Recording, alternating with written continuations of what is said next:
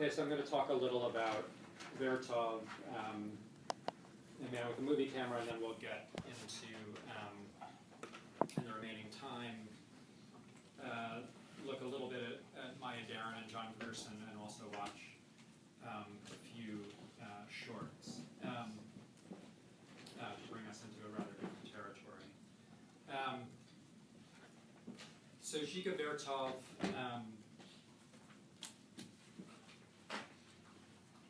he was born Dennis. He was actually born David Kaufman, later became Dennis Kaufman, and ultimately took the name Giga Vertov. The name Giga Vertov means spinning top, and so it's a sort of perhaps a kind of figure that makes some sense in relationship to the sort of energy and project of Man with a Movie Camera. He also supposedly liked the sound of the word giga because he thought it sounded like film going through the projector. Giga was, for him, evoked that sound. But this sort of attempt to be a kind of figure without a sort of proper personal name, but in fact a kind of pseudonym, I think plays very much into Vertov's project, which we'll get into. So one thing I wanted to, one thing I suggested before the film started, right, is, you know, he wrote a lot of manifestos theorizing cinema, but there's a way in which there's an attempt, particularly in Man with a Movie Camera among his films, to make a film that functions as a kind of manifesto of cinema. So it is, in some ways, perhaps a kind of theoretical object in itself. And it announces in the opening titles, right,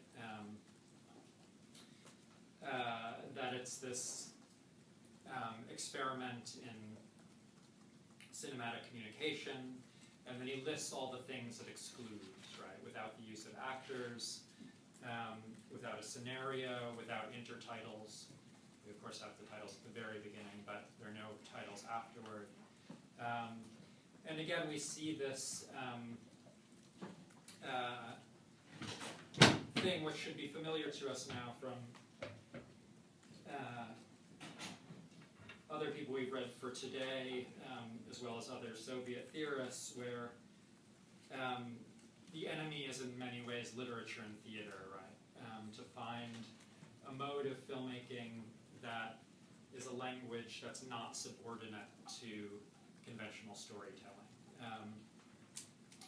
And perhaps it's not fair to say Eisenstein was against theater. I mean, Eisenstein was much more about incorporating all the other arts, I think, than isolating cinema as separate from them. In any event, you know, he finishes that title at the beginning of the film saying he wants to make a truly universal, absolute language. So the film points to this kind of dream of silent cinema, which many people tried to theorize, and I think becomes more problematic once sound emerges, that film in itself could be a language, right? A language that would transcend all linguistic boundaries. You wouldn't need to be able to speak Russian to follow Man with a Movie Camera. It would be a pure language of images.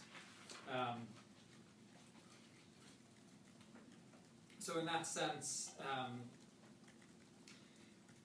he's very much in what could be considered an avant-garde tradition.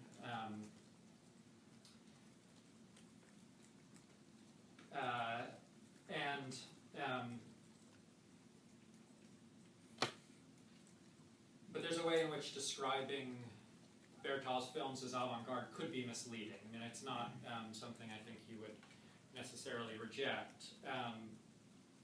But there's a way in which, right, he doesn't want this, the very notion of a universal language suggests something in opposition to a certain idea of avant-garde as a kind of elitist, separate form of filmmaking that's only for a certain kind of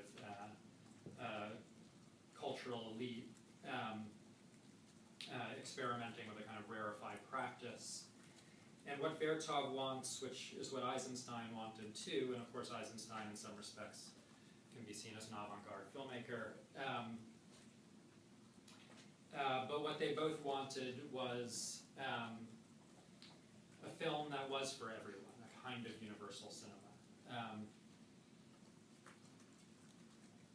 And in the 20s, there was this idea in the Soviet Union, right, of a new kind of art for a new kind of society. So this experimental approach, that now reads to us as avant-garde, is perfectly consistent with an idea of art for the masses, right? Which is what Vertov wanted. Which is not to say there were masses that actually saw or loved Vertov's film. It wasn't particularly popular in Russia or anywhere else. It's sort of grown in stature over many years. It was immediately recognized as a kind of important film, but criticized from all directions as well.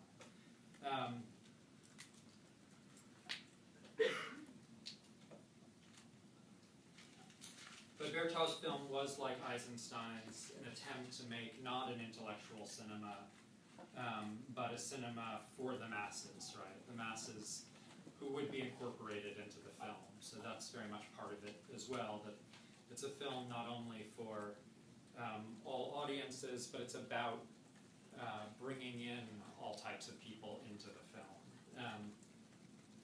And that's very much related to this documentary aspect of it. There is a kind of genuinely democratic sensibility that Vertov is bringing into his cinema. So I want to look at this term, kino-eye.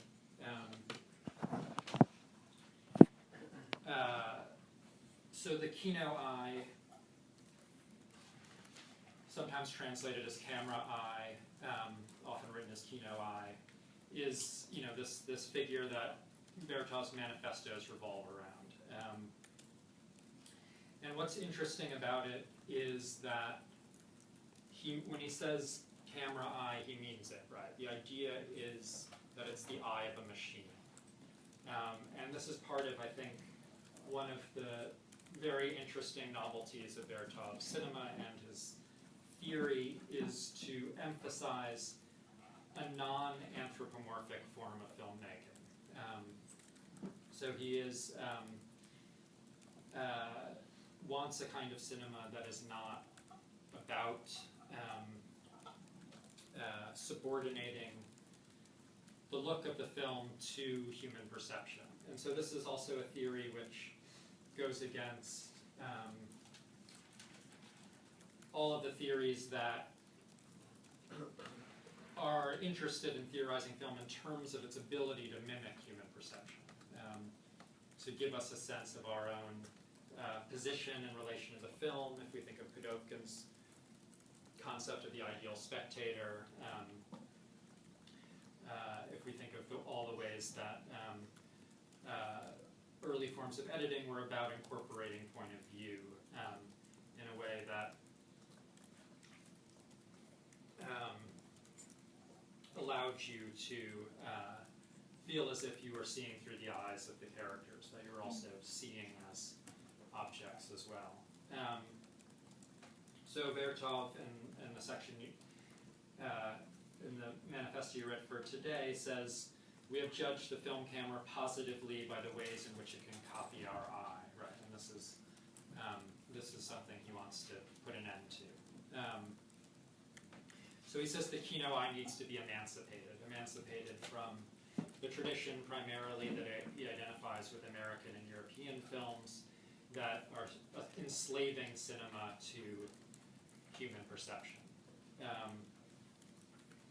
So the problem for him then with story films, literary films, novelistic or theatrical films, is not only the fable, right? The sense of certain kinds of idealist distractions of theater and language that are meant to, make the viewer distracted rather than invigorated and excited, which is one element for him. But the problem with fictional films is not only that, but also that they attempt to imitate the view of the spectator, that they prevent the spectator from seeing in the ways that only the camera eye can see, the kino eye.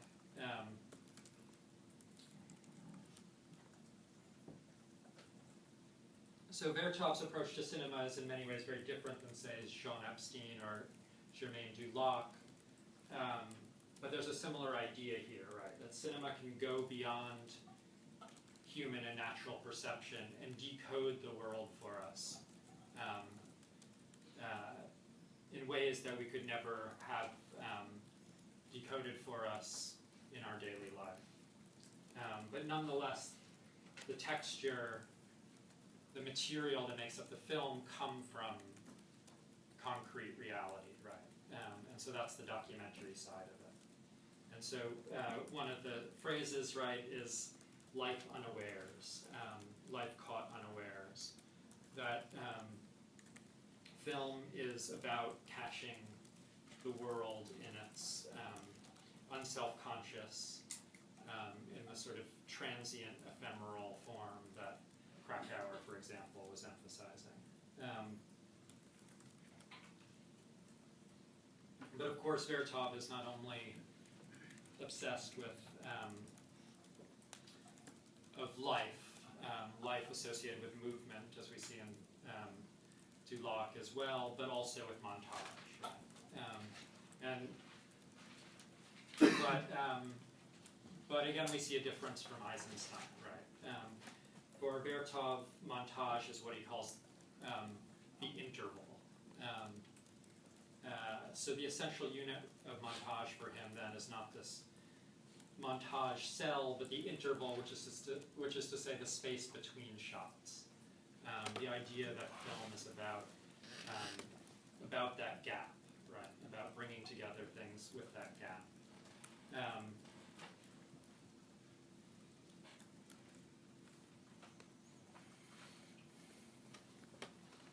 So you read him, for example, as proposing the capability of film to make, he says, a man more perfect than Adam. And it would do this by putting together all the sort of most perfect elements from many different men, right? So this is sort of one of Vertov's ways of conceiving of the power of the kino eye. And of course, this brings us into the question of editing as well, which is central. Is to take actuality and create something greater out of it, to improve on it. So he is then, in a kind of interesting way, both a materialist, emphasizing the necessity of concrete reality, but also a kind of Platonist or idealist. The idea that we can create a kind of more perfect, more ideal world out of the elements of concrete reality.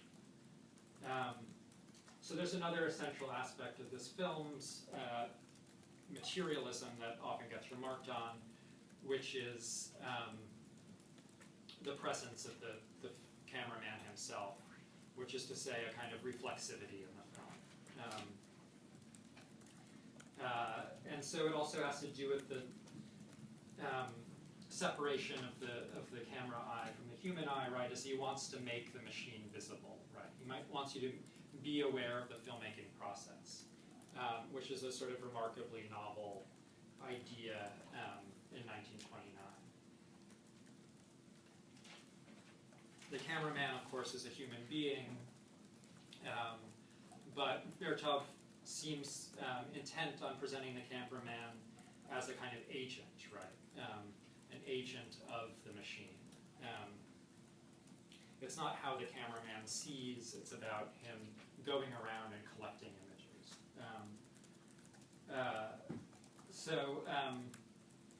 Incidentally, the cameraman in the film, right, is not Vertov. It's his brother who was a cinematographer, right? So you have these, you have the brother as the cinematographer, you have his wife, who was the editor, is actually in the film as the editor.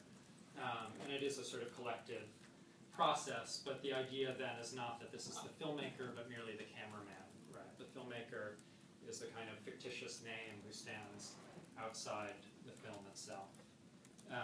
But the cameraman then is presented as kind of being everywhere, right? He's a giant on top of a building. He's a miniature and a pint of beer, and it's the sense of the sort of ubiquitousness of the cameraman. But what's interesting about it, I think, in terms of our current experiences of moving images, is there's not that sense, I think, in Man with a Movie Camera of the cameraman as a sort of figure of surveillance or a kind of voyeur. Obviously, you can read that into the film in some respect. But I think there's something about the form of editing and filming in Vertov that it's not about fetishistic fascination. It's not about catching life unaware in some more surreptitious, darker way, and nor is it about sort of being in control of everything. So the cameraman may be a kind of hero of the film, but he's also in a horizontal relationship with everything else, right? He's not in control of it, but he's sort of collecting it and reassembling it, as the editor is also doing, right? And there's this sense in the vision of the world in Man with a Movie Camera in which nothing is hiding, right? There is no mystery, there are no hidden secrets. Everything is a kind of form of energy, right? And the whole film is about bringing together on a kind of equal level movements, right? A kind of equality of different kinds of movement.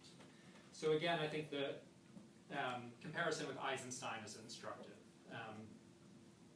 Eisenstein, like Vertov, stressed this idea of intellectual montage, right?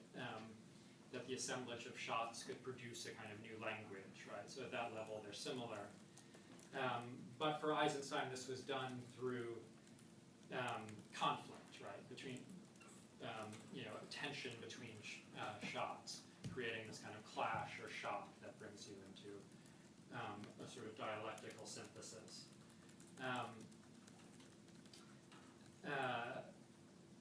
Eisenstein and Vertov, in a way, both want to put cinema to the test of a certain kind of communist ideal, but they do it in such radically different ways, which I think is interesting for thinking about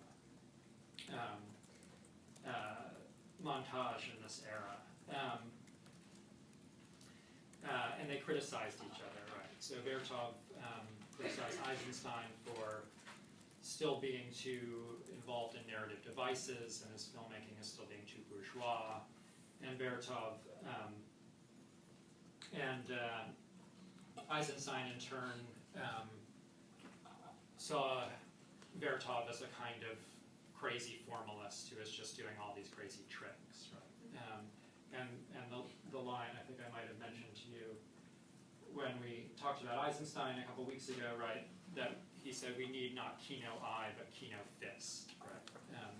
The sort of indifference of the machine that Vertov wants to emphasize, the Kino eye that sort of takes in and combines everything in this kind of equality of movements, is for Eisenstein too soft, right? You need a sort of more aggressive form of agitational cinema.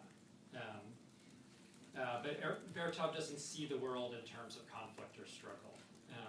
And he finds a filmmaking form, I think, to give a different version of how he sees the world. So making the film, the cameraman's role is in some ways like other forms of work in the film, right? The telephone operators, the miners.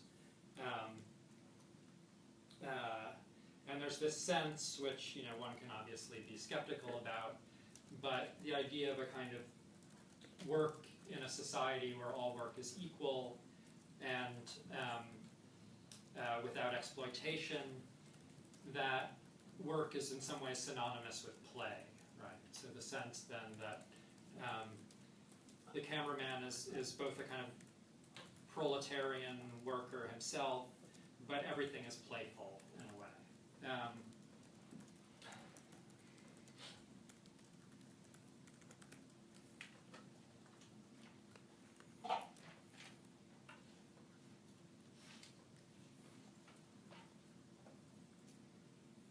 So, it's the famous line from Karl Marx in the Communist Manifesto. You know, the last line is, you know, workers of the world unite, right? And one of the, you know, interesting things with Vertov, right, is a kind of uniting of all workers, right? Obviously not in the sense that Marx was talking about,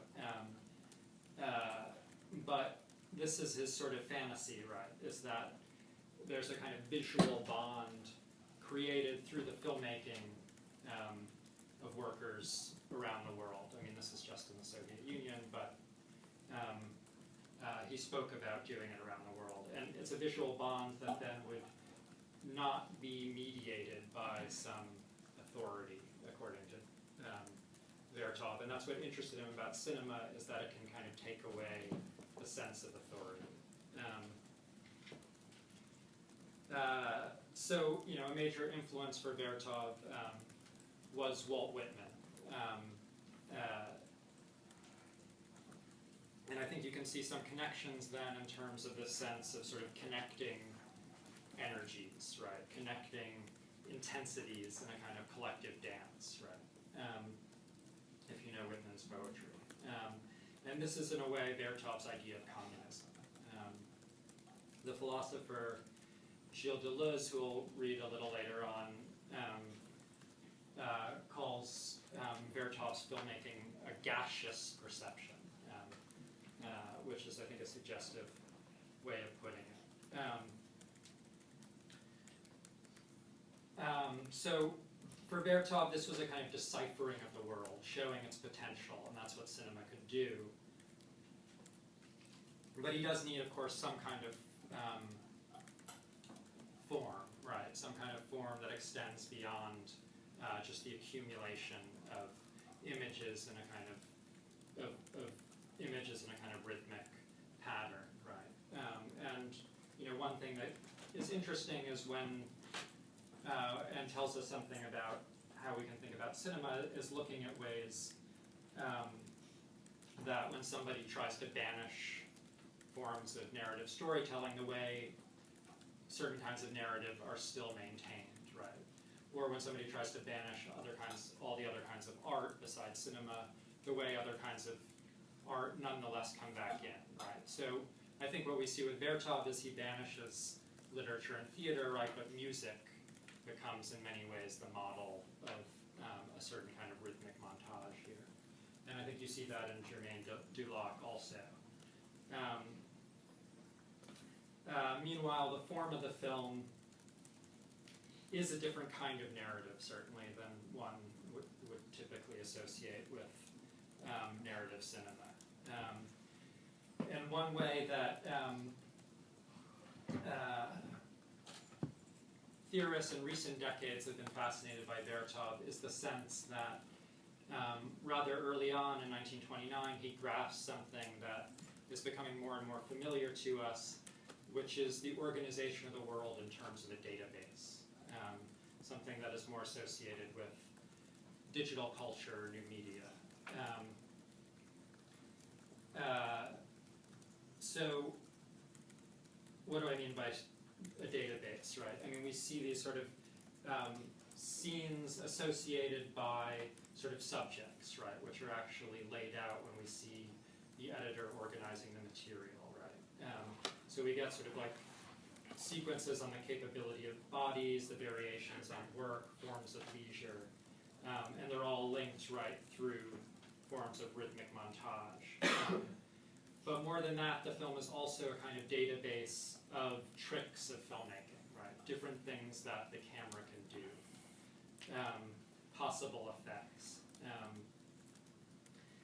And this is, again, I think, coming from a very different perspective, but it's, I think what Dulac said was central to the avant-garde, the idea that it should be about showing what film can do. And I think that's one of the things that's very interesting about Man with the Movie Cameras. It self-consciously is about that, about creating different kinds of possibilities of what the camera can do, whether it's in superimposition and stopping the film, slowing it down, speeding it up, different kinds of associative montage, and so on. And then in terms of narrative, right, there is some kind of structure here, right? And so we want to have an eye on that. What holds the film together? I mean, they're the germs of narrative in the sense that you have the trajectory of a day from morning to dusk. You have the unity of the nation. Sometimes Man with Movie Cameras lumped in with what are called city symphonies.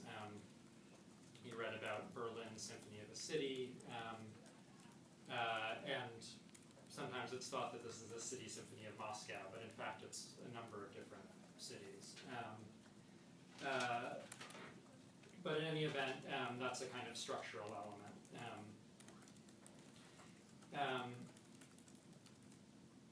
And finally then, the making of the film itself is a structuring element that is a kind of third thread that gives the film form, right? So we have the audience arriving and then the audience watching at the end, and this kind of process of making the film in between.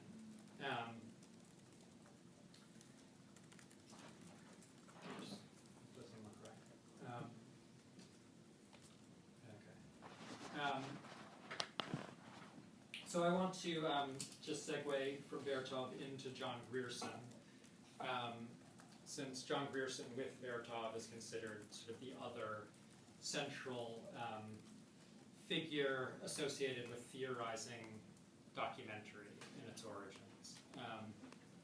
And Grierson in many ways was much more influential than Vertov in shaping the way that documentary would be understood.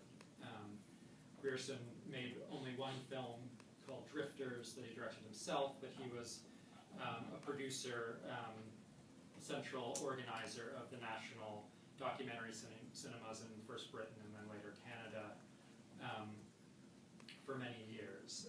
And it was his way of thinking about documentary that became central to the ways in which documentary has been understood.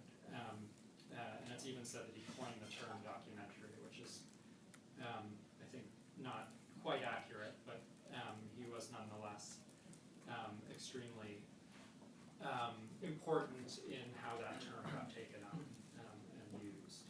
So his definition of documentary is the creative treatment of actuality.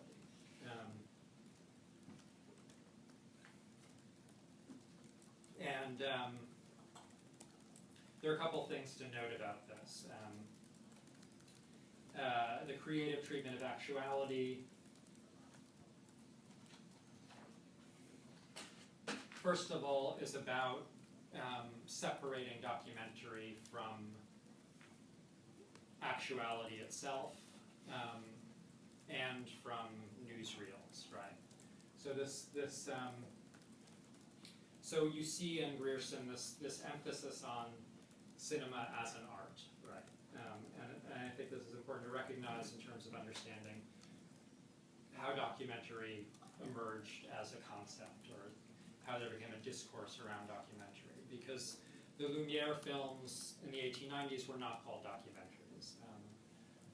The term comes not until the 1920s with Robert Flaherty's films, and in particular John Grierson's writing about Robert Flaherty's films.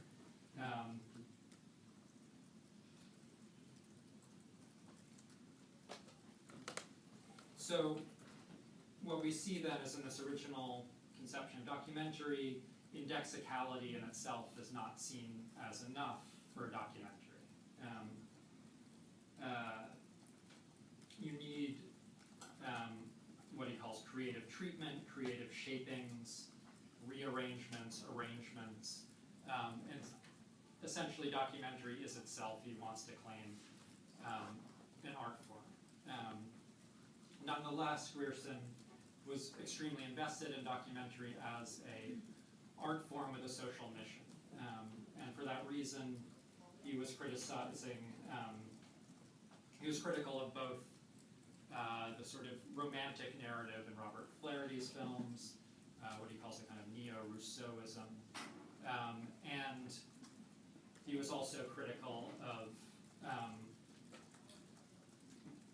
Bertov and the sort of avant-garde tradition of documentary.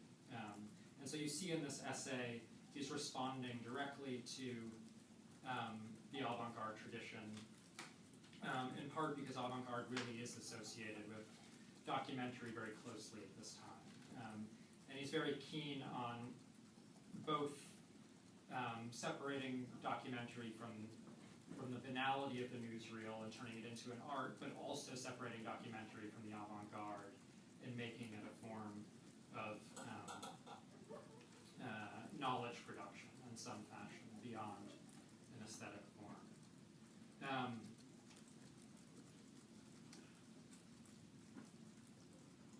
But in our sort of attempt to look at both documentary and avant-garde today, I think one interesting thing about this definition is it can apply to almost anything. Right? In fact, it's very close to the definition of cinema that Maya Deren gives, right? And Maya Deren is not making documentaries. So I want to now turn to watching a couple things. And we'll start with just a short film from 1935 called The Color Box by Len Lai. And it's I just want to put it out there as one example of what Deren calls animated paintings, right?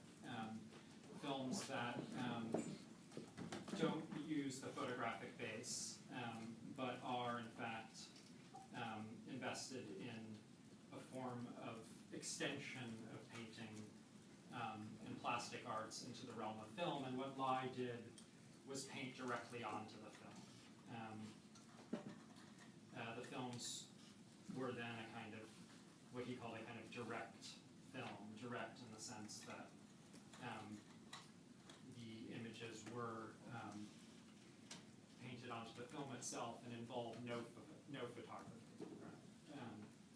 Okay, and then after that we'll watch one of Maya Deren's films, and I'll just introduce that quickly since we'll go right into it. Out of curiosity, have people seen Meshes of the Afternoon? Few of you, not very many. I was not going to show that one only because I figured you were more likely to have seen it. I guess I'll stick with At Land, which I assume fewer of you have seen. Both, I think, equally serve our purposes. So we'll go from A Color Box into At Land, and it's film made by Maya Deren in 1945. Maya Deren is an extremely important figure in American independent cinema and avant-garde cinema. And her most famous film is Meshes of the Afternoon.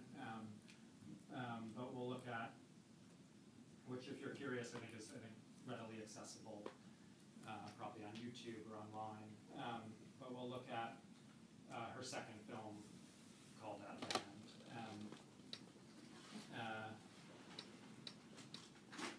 And then from there, we'll go into Bruce Conner's A Movie. And this just provides another interesting wrinkle, I think, to the emergence of the avant-garde and different directions it goes in, and also its relation to documentary. Because a movie, as I think you'll recognize, is a film not made from images shot by the filmmaker, right? It's a film, it's a